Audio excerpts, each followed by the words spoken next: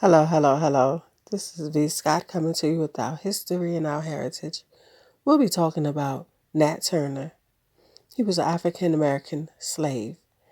He was a slave who led a 2-day rebellion of slaves and freed blacks in Southampton County, Virginia on August 21st, 1831. The rebellion caused the death of approximately 60 white men, women, and children.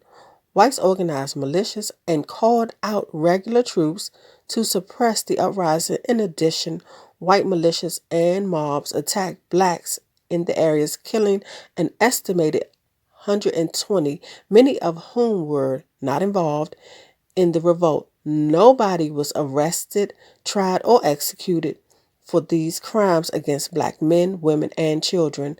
The rebels went from plantation to plantation, gathering horses and guns, freeing other slaves along the way, and recruiting other blacks who wanted to be a part of the revolt.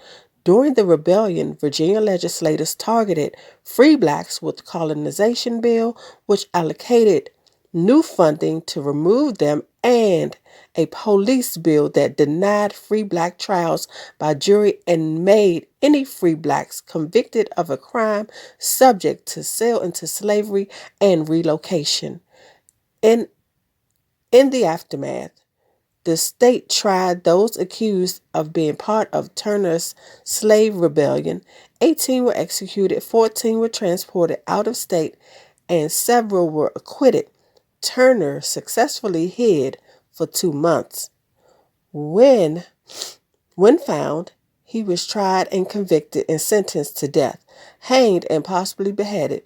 Across Virginia and other states, state legislators passed new laws to control slaves and free blacks. They prohibited education of slaves and free blacks, restricted rights of assembly, withdrew their rights to bear arms in some states, and to vote. In North Carolina, there had to be a white minister present when there was worship, because Nat Turner was actually a minister, and so they wanted a white minister present because Nat Turner led this rebellion, and they didn't want that to happen again. So I just want to say thank you for listening.